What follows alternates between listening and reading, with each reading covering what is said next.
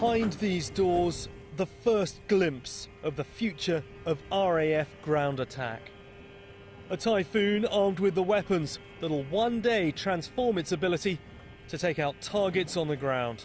The Typhoon's been operational for a number of years now as an air superiority fighter with a limited air-to-ground capability. But the enhancements on this plane change all of that. It's fitted with 2 Stormshadow cruise missiles. They can be fired from hundreds of miles away without the need for the plane to enter potentially hostile airspace.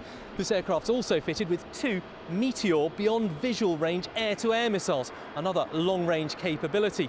It's all part of Typhoon's growing maturity as it becomes the backbone of the RAF. BAE Systems built the plane and is leading the development work. As head of capability delivery, Andy Flynn is running the enhancement programme. We've started testing these now. The Stormshadow that you can see behind me, we've already started those flight trials and they'll continue for next year or two. And then the Meteor, that's flown from Typhoon this year.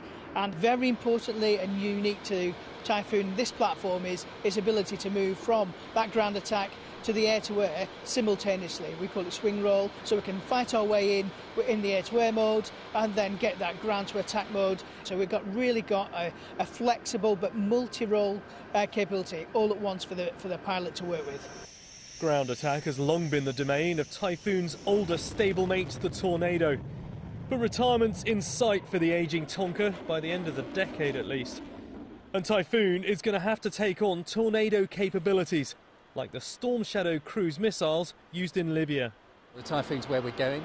Stormshadow and Meteor enable us to take the Typhoon to the next level, really. So the greater the distance between me and the enemy that I'm trying to shoot at, the less risk there is to me and my platform and my formation members. Flight testing these upgrades has already started.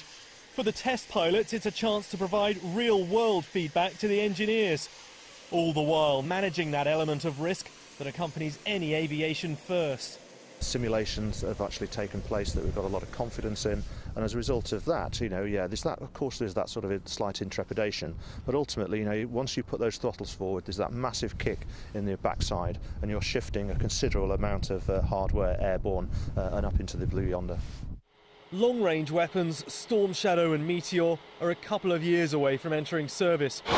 But the latest Paveway 4 laser-guided bombs are already flying on RAF Typhoons. We're told the 27mm cannon is now cleared for use. When these wing-mounted Brimstone missiles follow them into service, that'll enable precision close air support too. And Typhoon will have become a true multi-role platform.